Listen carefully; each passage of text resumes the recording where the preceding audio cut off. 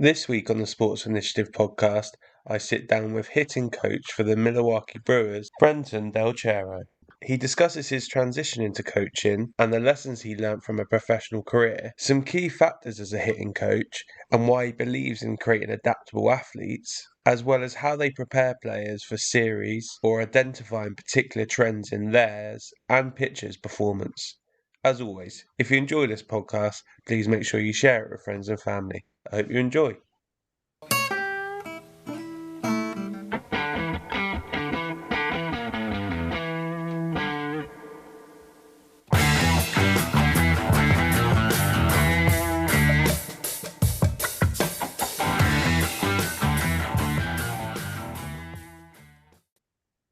Right, so I know we caught up a little bit there, Brenton. I had some time scale issues or timing issues with the differences of time zones, but luckily I was an hour early rather than an hour late, which is always promising. But yeah, how are things your end? Are you all good? Great. Busy time of year as we're finishing up our regular season. We have a couple teams that are in a playoff race or potential playoff berth, and then we are preparing for our off-season camps. So there's a lot of moving parts right now, as we say, and as we're navigating this. Awesome. So for people that don't know you, don't know your background, do you want to give us a bit of an oversight of who you are and what you do? Yeah, my current role is I am the minor league hitting coordinator for the Milwaukee Brewers. This is my second year in the role. I was previously assistant hitting coordinator for about 2.5 years. If you want to count COVID as a season that we never had, that was a role that I was in. And then the previous 13 years before that, I was a hitting coach or a manager with the Brewers. And then I previously spent 9 years with the Angels. Backtrack even further, I played 7 seasons professionally for the Los Angeles Angels, and then I was drafted by the Angels out of college. So 4 years in college and 7 professionally, and then now I think I'm going into my 21st year coaching or being in professional baseball. Perfect. Yeah, I think a really nice overview and probably a good example of that pathway for a lot of players that can potentially go into coaching.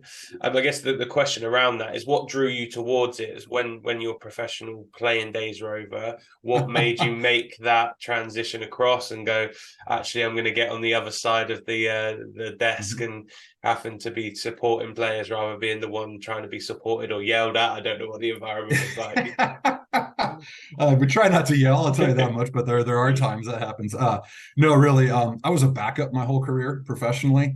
Everybody that I backed up played in the big leagues. So as I got a little bit older, I quickly saw the writing on the wall and realized that I may not be able to enjoy this as long as I wanted to as a player.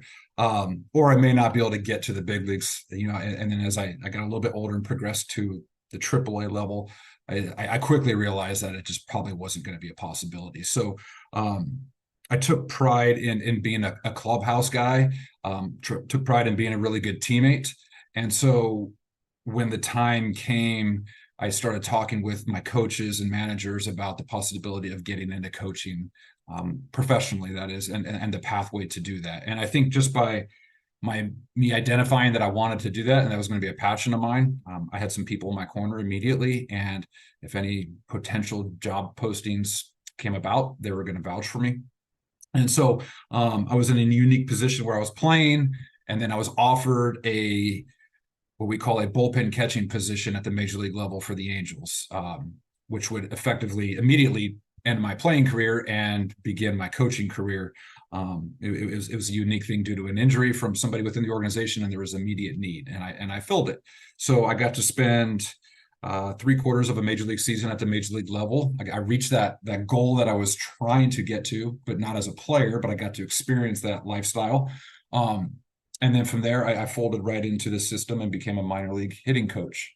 And it was just about, my original thought process was, if I treat people right, if I treated the game right, the game was going to take care of me. And in the end, an opportunity came about, and it allowed me to start my coaching career. So really, in summation, it was about being a good person and wanting to do it.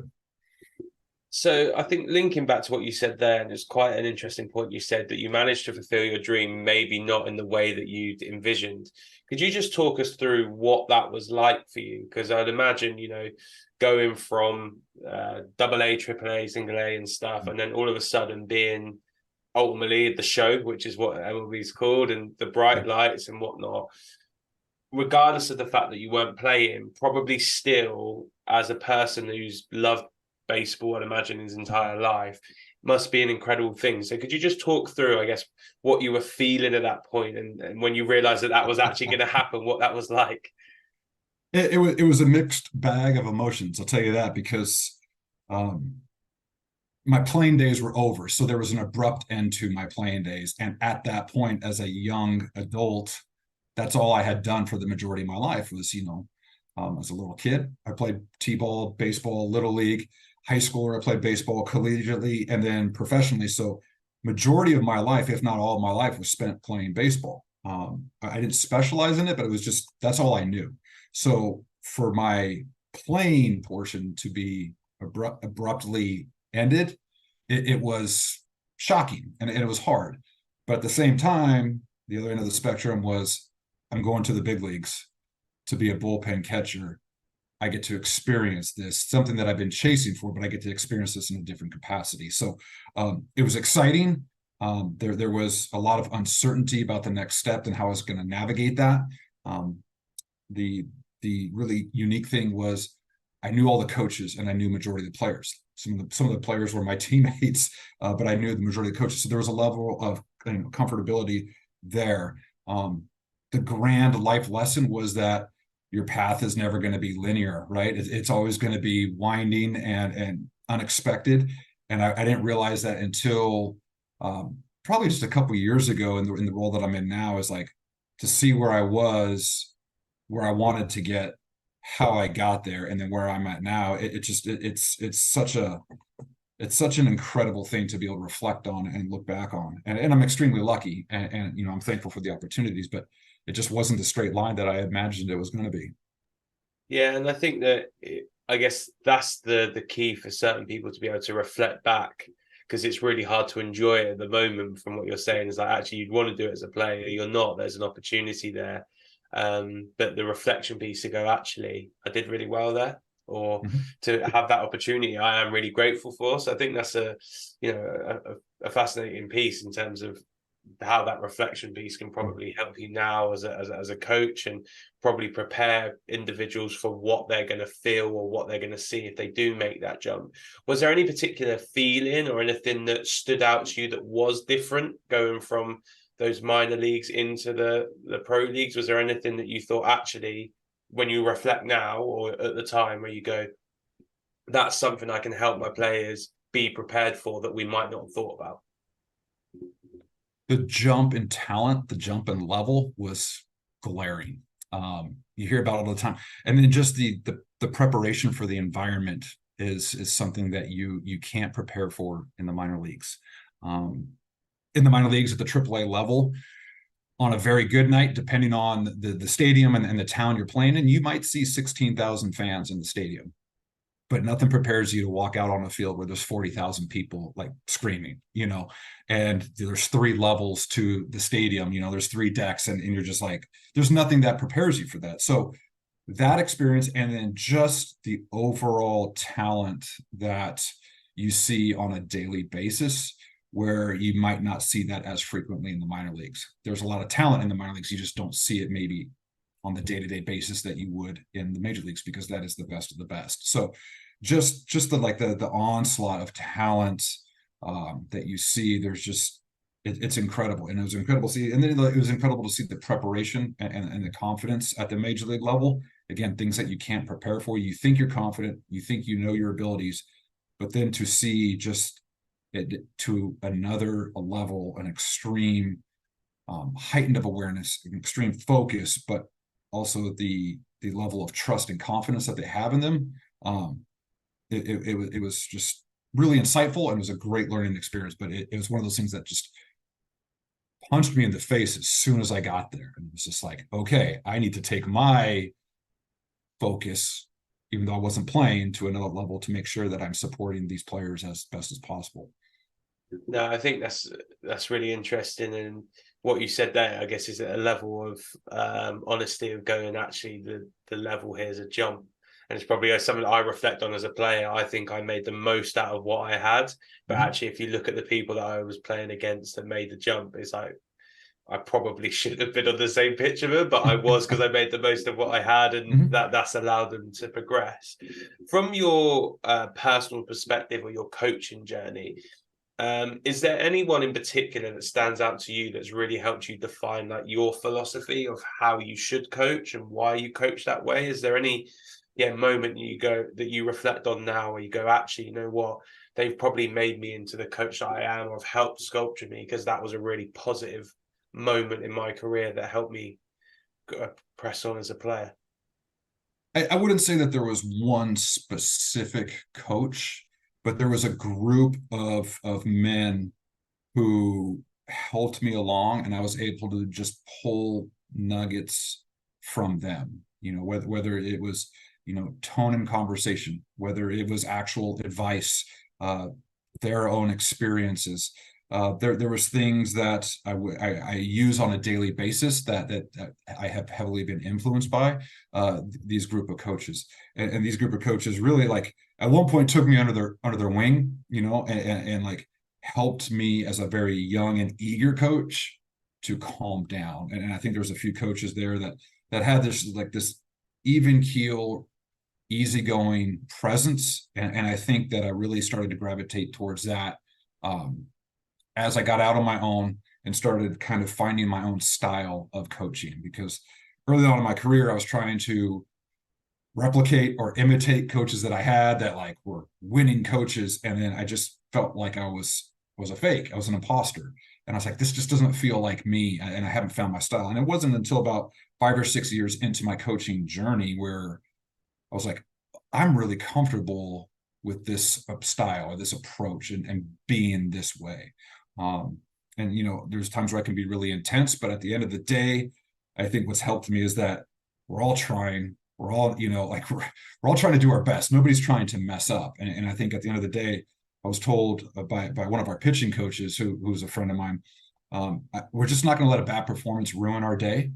And so that really stuck with me, and it struck a nerve. And it was like, oh, I don't have to go home and lose sleep about this, because in baseball, we get to come back the very next day and play again and play again. Like, off days are very rare. And so, it's like letting one bad performance ruin my night or how I go about the rest of my day.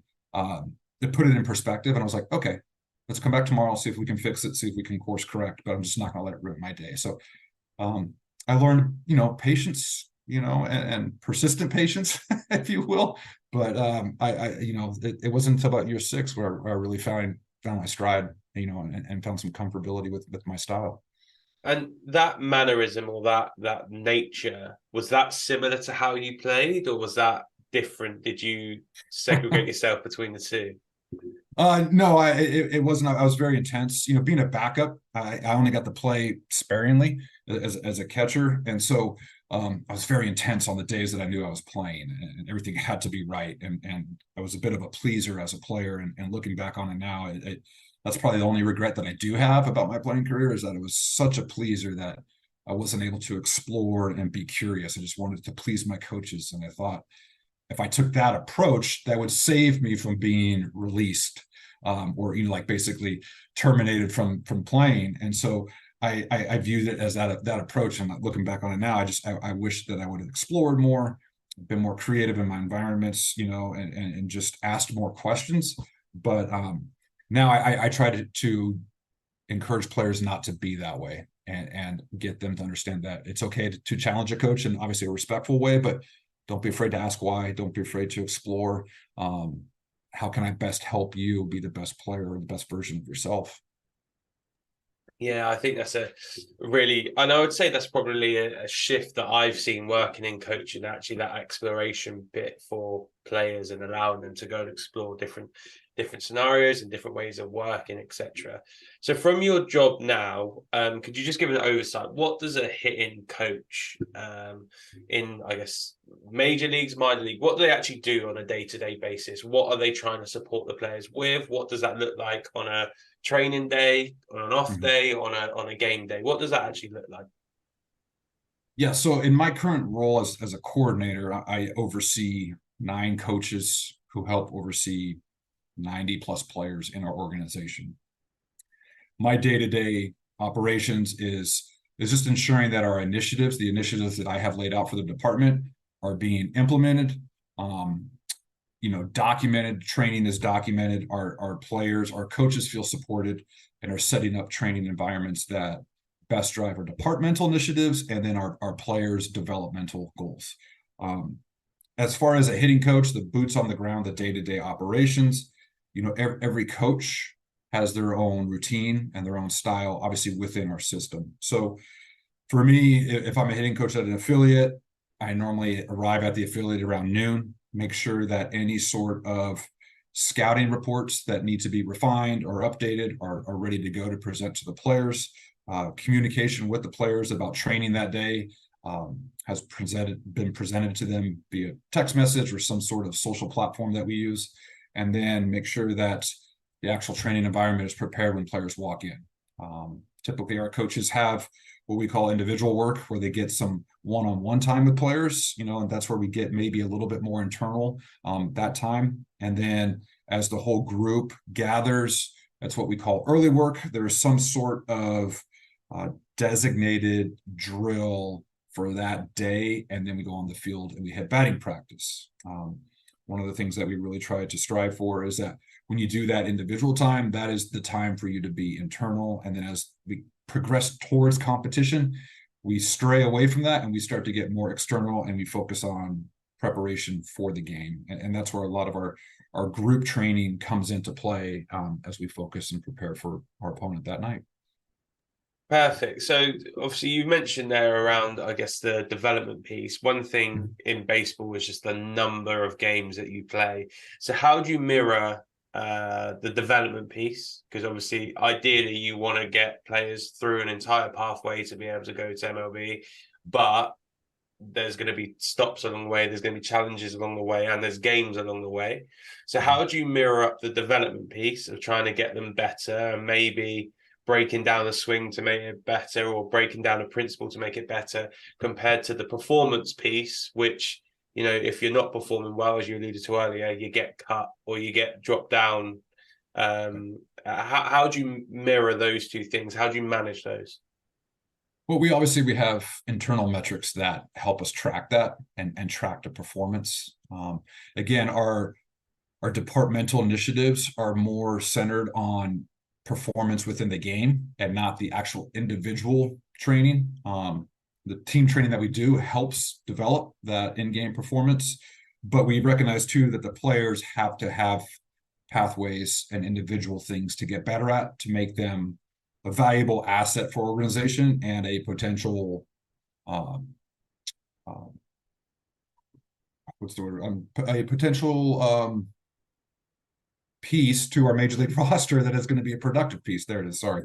A productive asset to our major league roster. So what we do is we develop individual goals for these players that we know is going to lead to in-game success, or we believe it's going to lead to in-game success. One of the things, one of my personal pillars that I have, for me and for our staff is relatability.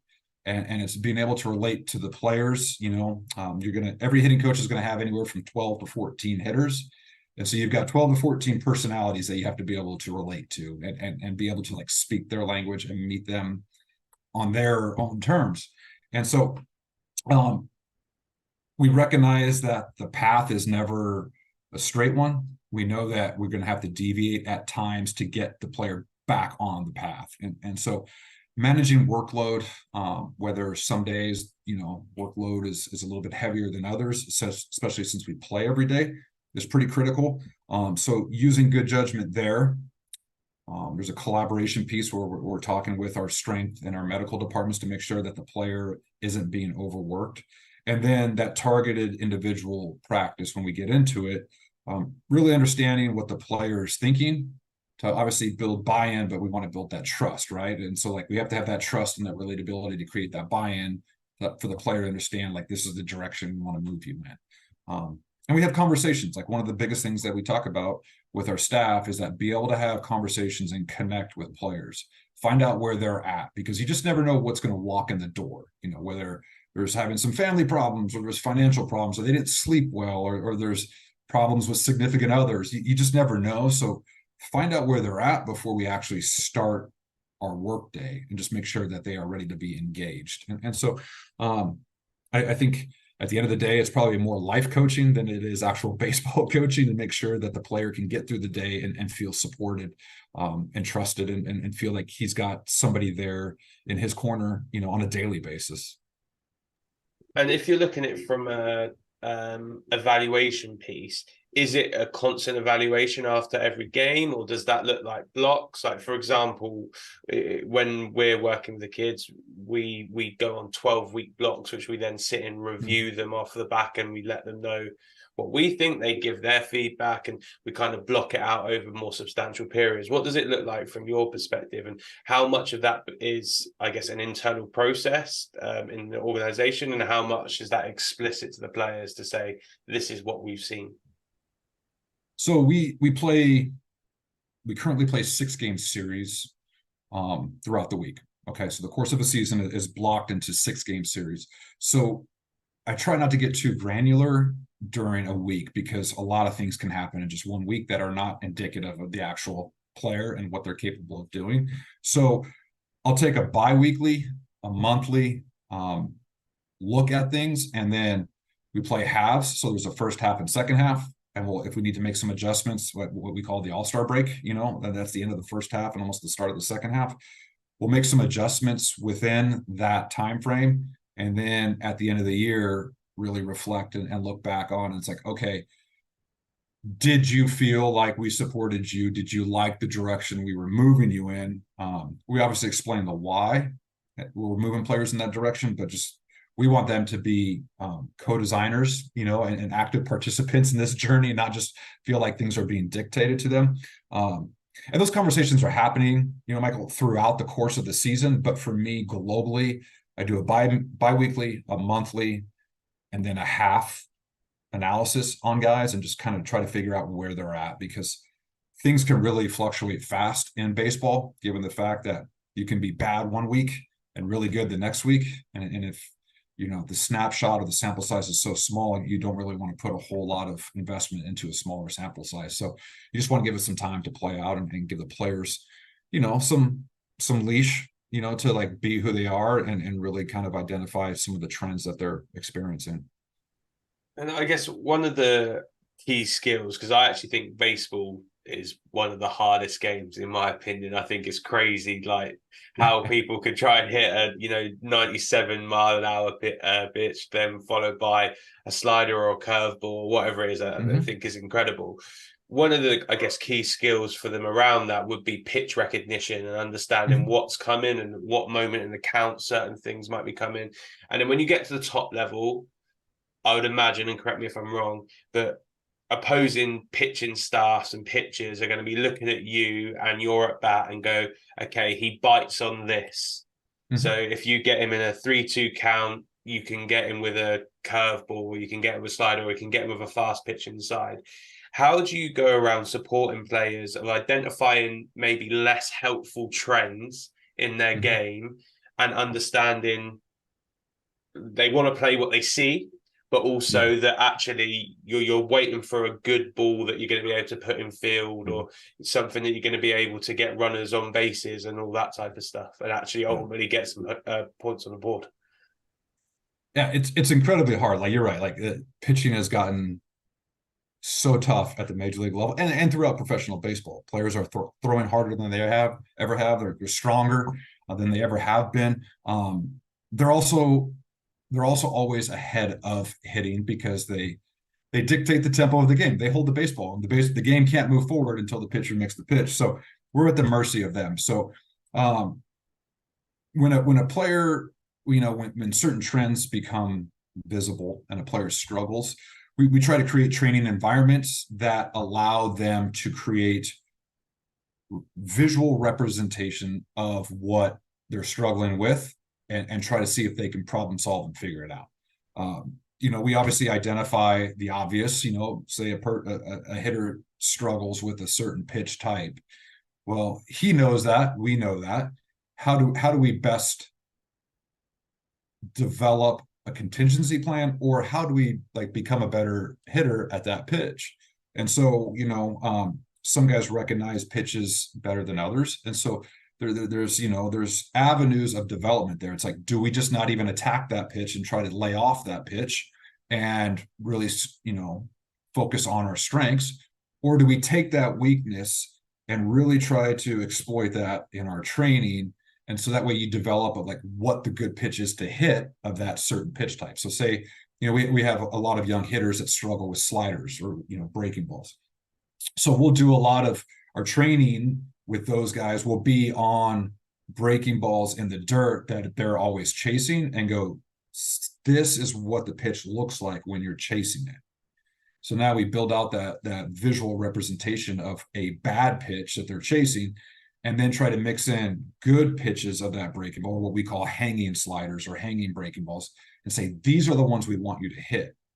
And then we will do some sort of variability in the training where there's a hanging breaking ball, there's a chase breaking ball, and there might be a fastball, and say, okay, so here's a mix of pitches. You have to be able to identify the hanging slider, lay off the chase slider, and lay off the fastball. So, it's not easy. Again, it's a partnership with the athlete and trying to figure out what they're comfortable with. We can give them suggestions that is backed by data and evidence, but again, I go back to it. We have to be able to relate to the player and understand what they're thinking to get them to be better in training. That way they're better in game. And so it's not easy. It's just, again, meeting the individual where they are. We as an organization know what they're struggling with. We present it to them. How do we make this better? And we ultimately leave it up to them and the coaches and how they plan to do it. And what do you think differentiates people that are good at picking up pitches and that aren't good at it? Some guys it's visual. They just see things different. Some of the hitters are really tremendous at proprioception. They're great at space, time, and awareness. They're great at depth perception. Some guys just don't have that. And then some guys are just overall better athletes. They can move quicker. They can make decisions better. They can make decisions faster. So at the end of the day, it's like you see it, and they see things quicker. They process things quicker. And don't get me wrong. We can train it. We can make them better. But when you're talking about the outliers of the game, they just process things faster. They make better decisions. They see things quicker. They see things better. They see things differently than, us backups that, never played every day and never got there. They just do. And they make it look easy. And that's when, internally that it's easy for them. And it's quite amazing to see, as they're coming up and they're developing. We have a few of those athletes in our system right now where it's just, the game's easy to them. And it's amazing to see. Do you think any of it is pathway driven? Have they been through any experiences as little leaguers, or is there anything you could not hang your hat on necessarily, but go, actually, some of them have been through these types of challenges at younger age groups, which has lent itself to higher up? Is there anything in that space that you've seen that you think helps? I think at the end of the day, this hits on something that we are really trying to explore and tackle in our own training, is that the players that don't specialize at such an early age are the ones that just seem to be the natural athletes and have the most success. They've been encouraged to do other sports, explore other spaces, play sports within the season, right? So when it's football season, you play football, basketball, track, whether it's Ninja Warrior or parkour, all of those things.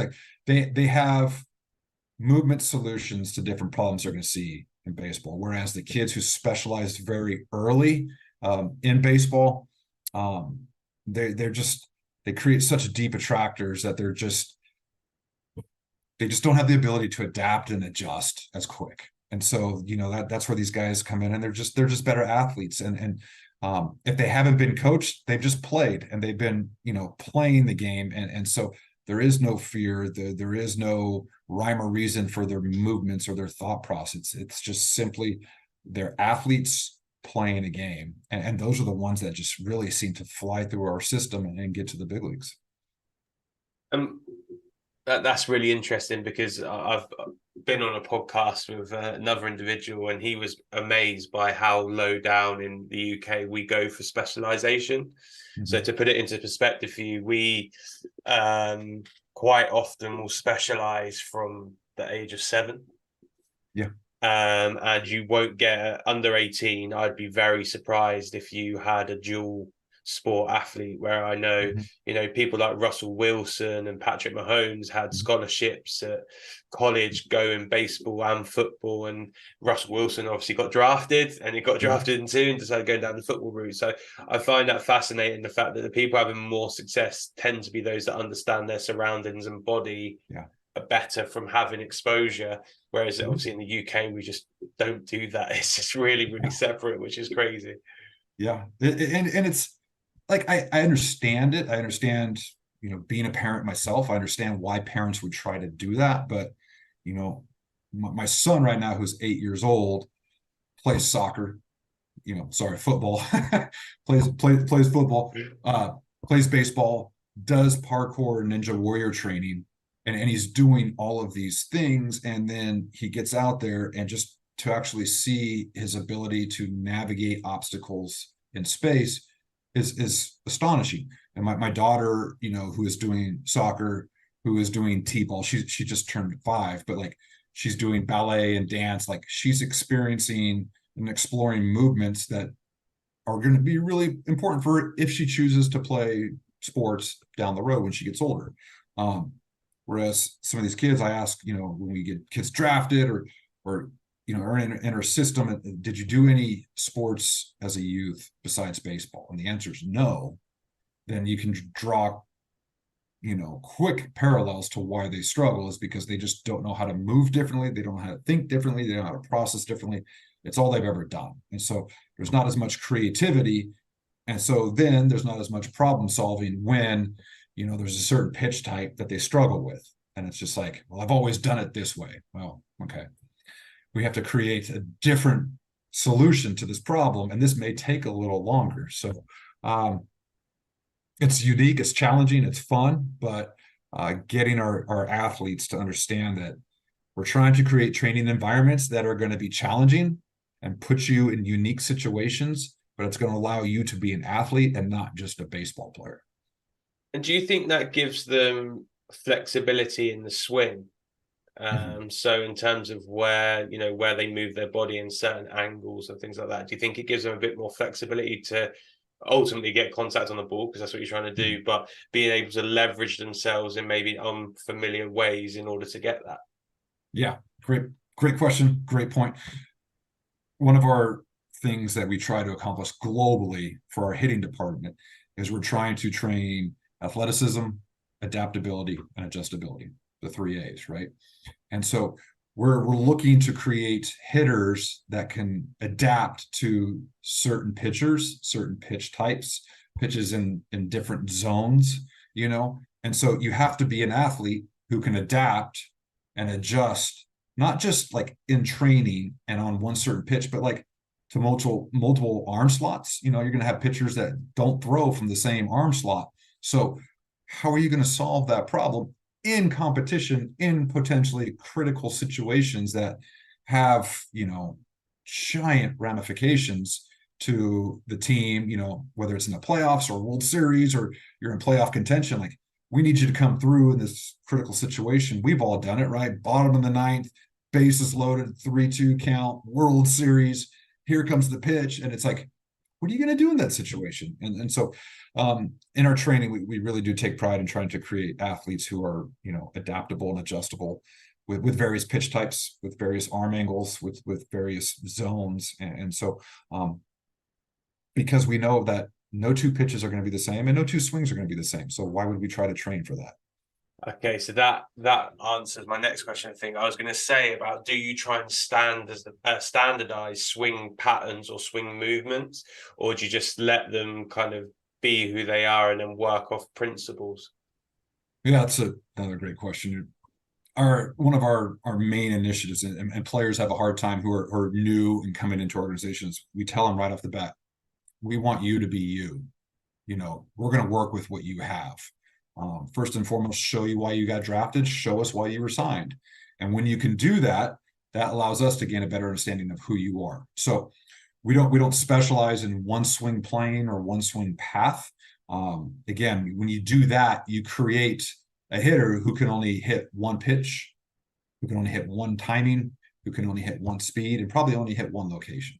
And when you do that, you're not setting yourself up for success. You're not setting your organization up for success. You're not setting up your team for success. So no, we don't train that. We try to, again, meet the player where they're at, see what we're working with, and then from there try to create as much adaptability and adjustability within the swing as we can. And I mean, I'm more versed in cricket, so I'm going to use this as a cricket example. But over, I would say, probably the last 10 years, we've seen quite a lot of creativity from batters in terms of how to deal with problems. So if you can imagine, for listeners from the US, cricket, you can do 360-degree scoring. The ramp shots come in where you've got bowlers or pitchers coming in at 95 miles an hour, and batters are essentially ramping it over the catcher's head to go and get fours and sixes. And then the next one, they'll switch from a right-handed swing to left-handed to open up a different scoring location, because obviously you can kind of move everywhere. So what is the level of creativity in batting within baseball? I mean, I appreciate that there are set parameters in terms of where foul ball line is and where they can or can't hit, but how much creativity is there in terms of using different techniques to get desired outcomes? Right. Great question. So I was just talking with one of our hitters at the A ball level who's from Australia, and we were talking about cricket. And he said it's funny that, like, in cricket, you may have 80 tries to get the guy out. It may take 80 tries because matches last forever. And then whereas in baseball, the pitcher's got essentially 3 tries to strike you out, right? Like you've got 3 strikes and you're out. And so we talked about, like, that is why we spend so much time focusing in on the ability to be athletic and adaptable while you're in the box, because it could be one pitch and your at bat's over, and then you have to wait 45 minutes to an hour potentially for your next at bat. And what are you going to do then? So, like, one, we're training our athletes to understand that, like, the value in each at bat is so high because you may not get multiple chances to create the outcome that you're looking for. And then 2, on layered on top of that is we try to create some sort of accountability within the at bat. So, and what I mean is, like, are you swinging at pitches in the strike zone? And that has to do a lot with our training as well. Is like, we're trying to make you an accountable hitter, so that way your teammates, your coaching staff can count on you to make good decisions within the strike zone. Again, because there's such a premium on your at bats, and if you're throwing them away, if you're not treating them seriously, well, then there's not much value in what you're doing and how you're training. So to get the batted ball outcome, we have simplified it to, we want you to make good decisions within the strike zone. We want you to swing at those pitches. And when you do, you're hitting those pitches hard, and ultimately you're hitting them in the air. And when you can do that on a consistent basis, we are saying you're a successful hitter. We have thrown out the batting average, within our organization. And this isn't like a secret or anything, but, like, we just don't value it as much because it's just not as important. It's not as indicative of who the player actually is. And so we've simplified our process that we want you to swing at strikes. We want you to hit strikes hard. And we want you to hit strikes in the air, and understand that you're only going to get limited opportunities to do that. So let's really be hyper aware and focused in our training, so that when you do get those opportunities in games, you're prepared to handle that moment in that situation. Remind me to come back to the batting average bit, because I think that's a really interesting around the data. In terms of, I guess, preparing players for that jump, because you're talking about adaptability, Mhm. and a ability to be able to adapt in the scenario, and ultimately at the top level where they're able to change pitch heights, velocity, etc., is going to be challenging for them.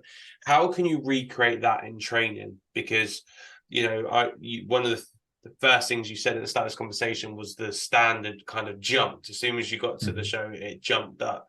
So how are you actually getting your guys who are along that development pathway the ability to see those pitches regularly enough that they can get an understanding of what it feels like, what they see, what they don't see, what strengths and weaknesses are, but also not so you're running your star pitcher into the ground and he's going to be out with tennis elbow or anything like that. So yeah, Yeah. what does that look like in terms of actually giving them adequate support to see what it's going to be Mhm. when they get there? So we, like many other organizations in Major League Baseball, have pitching machines that actually have the capability through a tablet to change pitch types, pitch shapes, speed, locations.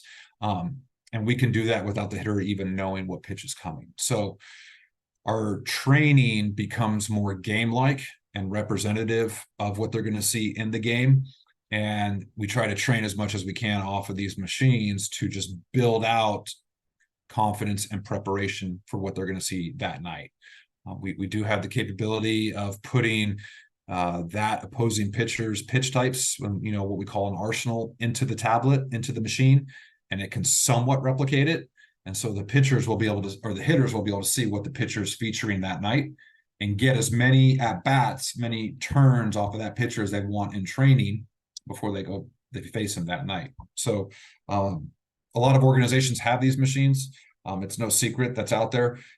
Something that we do shoot for in training, and we've prepared our players is we do shoot for like a 20% success rate in training when you're facing these machines. Again, I explained earlier, we're building up to competition. So the farther we are away from competition, it gets a little bit more internal. So like the feels that the hitter's looking for, we give them that opportunity to have that. And then as we get closer to competition, we want to shift away from that and get more to the ball actually coming at you and moving at you in space. And how are you going to compete with that?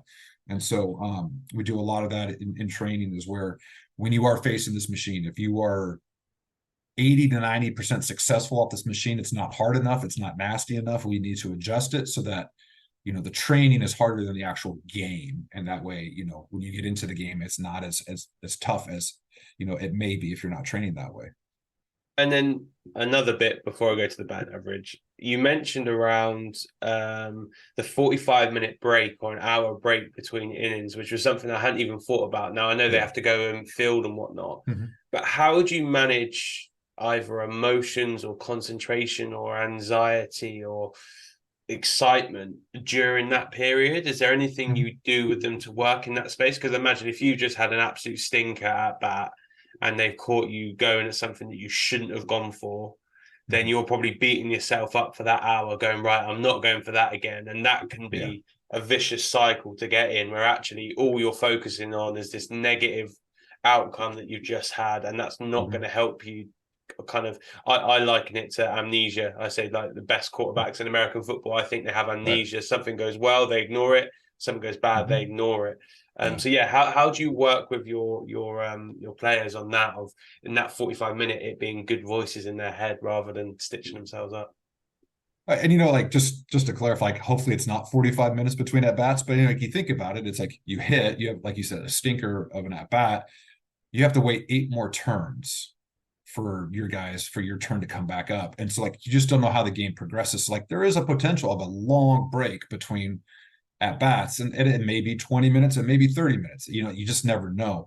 But to get back to your question, there's that psychological aspect that I ask of our coaches to be able to provide to the players. We do want to give them some space after that, poor at bat, to understand, like, let them reflect, let them have some space and time to themselves to really think about the at bat.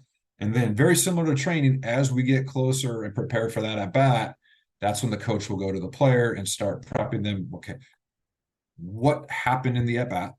What can we learn from the at bat? And how do we prepare to combat that for our second or third time around, and we have to understand that that second or third time around may be a different pitcher. It might not even be the same pitcher. So again, we have to make sure that we have processes in place that like keep things simple for our athletes. And that's why we're just asking our guys to swing at strikes and hit strikes hard in the air. So like they understand that regardless of who's on the mound, and independent of how you feel, you still have certain tasks that you have to accomplish with each at bat, with each turn.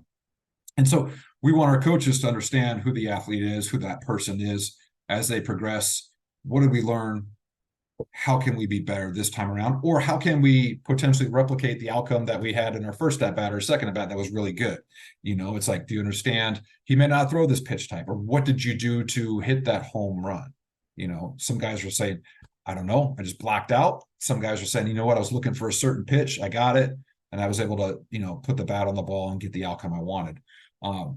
It's just going to vary. The answers are going to vary, but I think, again, like the adaptability of the coach, being able to have that psychological level of relatability for the player and just get them to believe in like what we need them to do to be successful is really critical. But time and space, and then as they get closer to their return, reaching out to the guy and making sure that he's prepared and has a game plan.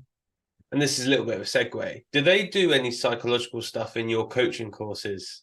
I assume that you guys do coaching courses to be part of things, same as in football, we do, our FA license or UEFA license and get all the way up.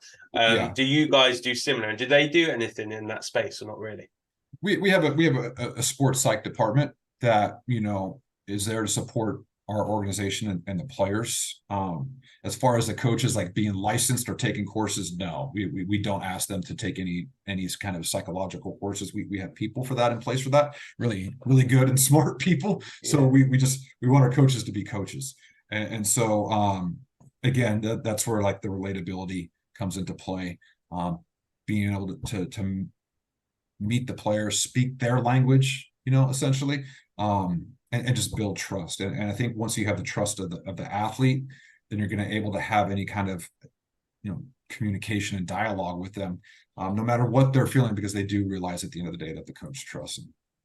No, it's just an interesting one because I haven't been through loads of different courses. I know that ours are predominantly technical and tactical work that we do on those courses. And it always amazes me that actually a lot of a coach's work is around supporting players that needs psychological support. And I'm always one going, maybe they should put more of that in. Like, you don't have to be an expert in it, but giving you some tools to go, actually might be an idea. But again, it's a minefield, so we won't go down it too much. In terms of the batting average thing, what really interested me is obviously baseball, I think we know, has gone kind of went or has gone data mad, and for a variety of reasons, obviously open athletics being a large proportion of that. How challenging has it been for yourself and the industry to kind of figure out what is actually important and what isn't? Because I'd imagine there came a time where everyone's trawling through all this data going, I found something, and you don't want to chuck the baby out with the bathwater, but also you want stuff that's important, that's useful, rather than just getting bombarded with Excel spreadsheets or Python sheets or whatever it is. So yeah, how challenging has that been as an industry to figure out what's actually working and what is more important and what's specialized for your organization? Well, it's an ever-changing landscape, right? It just seems like there's a new stat coming out every month or every week. We have a brilliant research and development and analytical department, where they're able to really dive into some of this stuff and then present the information to us. I think for me as a coordinator and for us as a staff, what we have to do is we have to be conduits of the information to our players and deliver that information in simple and digestible ways, in terms where the players can understand it. My coaches understand it, and they're not overwhelmed with it. So what we do is we pick out a few. I mean, don't get me wrong, there's a lot of them, but we pick out a few that we feel that the players are going to relate to and understand with, and then we try to train some of that stuff and know that some of these metrics or this data leads to success. And so, There's a lot of the common ones that are very, intuitive, strikeout percentage. If the guy's striking out a lot, we know that he's not making a lot of contact, right? So it's like, well, everybody knows that, but there's some other deeper ones that really indicate whether or not this is a truly good hitter, and versus the subjective opinions of some people like, oh, I think he's a good hitter. Well, we have evidence to back that up, and this is why. So it's a collaborative effort between departments to make sure that we're all talking, and then it's a holistic view for the player's development. These are the things he's good at. These are the things he's bad at. This is what this means. This is what that means. Okay, let's get that in front of the player. Should we put that in front of the player? And so that's part of my job, is to filter out some of the things that are important to get in front of the player, and some of the things that maybe we just need as coaches need to know about and the player doesn't need to know about. So it's a balancing act, if you will, but it's like I said, there's something new, it seems like, coming out every day, or there's a shift, and they might go a different direction and make some adjustments with some of these metrics and this data. Yeah, but it can be complicated, it can be tough, but I think at the end of the day, if you just kind of remain calm and just try to learn and keep an open mind about it, you'll eventually pick it up. I like the fact there's still a bit of ambiguity in there as well. So I like the fact that how far down the road you guys are, that you're still going, oh, does this work? Does that work? Because it shows with football's a little bit behind, but we're at the stage where we've got so much data and people are chucking more and more stuff. It's like, what is actually relevant? What isn't? So I like the fact that there's still a level of ambiguity, because it shows me that we've still got a little way to go. So I'm conscious you don't want to like take the human element out of it, right? And I think that's something that we do well as an organization, is we do keep, the athlete, and their best interests at the forefront of these discussions. Is that, these aren't robots, these are humans, and we just can't say, well, hey, do this because this certain stat indicates this. Like there is a human element to it, and I think we do a really good job of keeping that in mind. Awesome. I'm conscious of time. So the one last question for me, which is, if I were to speak to any of the coaches that you either manage or work alongside, or any of the players that you work with, to describe you in 3 words, how would you hope they described you? 3 words: presence, relatability, social intelligence. Like, well, that's 2 words, right? So there's 4 for you. We'll put the dash in there. We'll say it's they're just blend it all together. No, I think I think it's important to have a presence, and I think anybody you talk to will say that. And it's not meant to scare people. It's just, I want to have a presence when I walk into the room. The social agility aspect is something that's really important for me, is because being able to navigate conversations with the player, with my staff, with our front office, they're not all going to be the same. So I want to be able to have that ability to adjust myself. If I'm asking the players to be adaptable and just, I have to do it myself. And then relatable. And I again, like, I've been a player. I know what it's like to struggle. I've had some success. I know what it's like to be successful. I want to be able to relate to guys and understand, like, get them to understand, like, this is not easy. What we do is not easy at all. My coaches have goals and dreams. I want to be able to, like, relate to them and understand that, like, I am here to, like, help support you and get you to where you want to go. And then, again, those are the things that I hope people say. We'll see.